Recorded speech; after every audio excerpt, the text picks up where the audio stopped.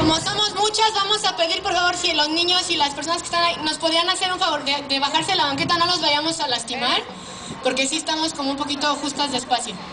Gracias. Gracias.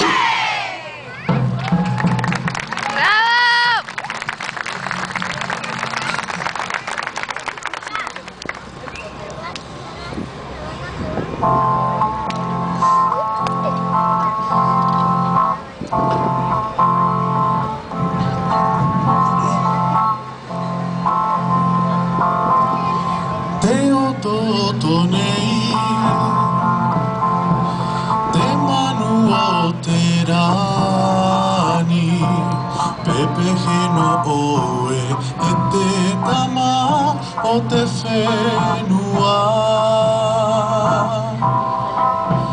Wariroho I oe mai te oe whetia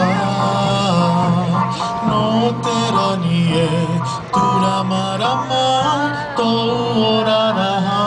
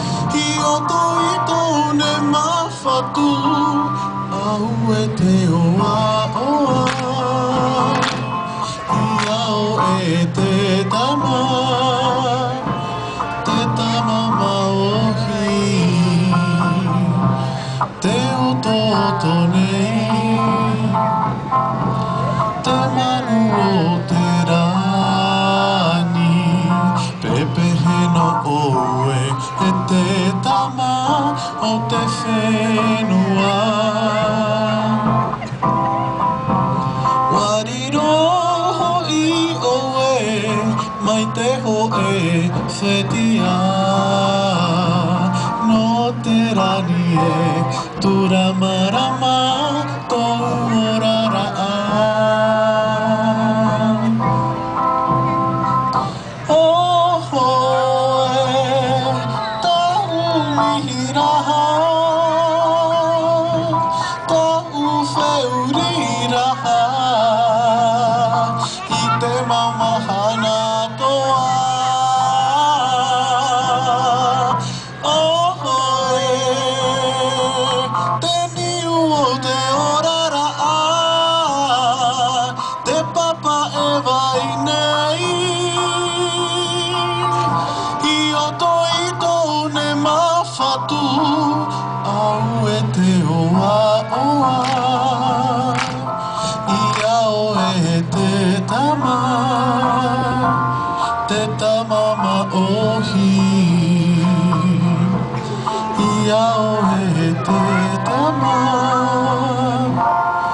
Te tama